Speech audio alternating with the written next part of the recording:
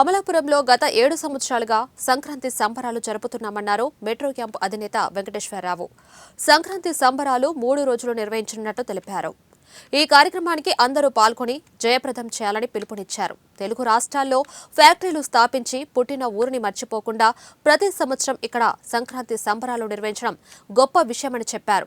తెలుగుదేశం రాష్ట్ర ప్రధాన కార్యదర్శి మెట్ల రమణబాబు ఈ కార్యక్రమంలో ఏఎండీఏ చైర్మన్ సోంబాబు, మాజీ మున్సిపల్ చైర్మన్ గణేష్, శరత్ పాల్గొన్నారు. ఎంతో ఖర్చు పెట్టి ప్రతి సంవత్సరం కూడా క్రమం తప్పకుండా 8 సంవత్సరాల నుంచి ఇన్ని కార్యక్రమాలు చేస్తూ ఉన్నారు. ఎందుకంటే చాలామంది సంపాదిస్తూ ఉంటారు. హైదరాబాద్లో ప్యాలెస్లు కట్టుకుని రాజభవనాలు తీసుకుని ఎక్కడెక్కడ పార్క్ తిరుగుతూ ఉంటారు. చాలా తక్కువ మందే సొంత గ్రామాలకు వచ్చి ఏదో కొంచెం డెవలప్మెంట్ యాక్టివిటీస్ కానీ ఇలాగ ఎంటర్టైన్మెంట్ కానీ లేదా సాంస్కృతిక సాంప్రదాయ కార్యక్రమాలు చేయడం కానీ చాలా తక్కువ మందే చేస్తారు.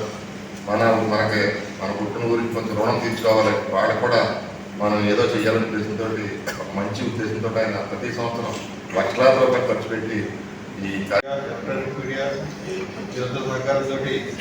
కార్యక్రమం విజయంగా జరుగుతుంది. ఈ కార్యక్రమం ఏర్పాటు చేయడానికి కానీ ఇలాంటి కార్యక్రమం చేయాలని తరచు కూడా కారణం ఏంటంటే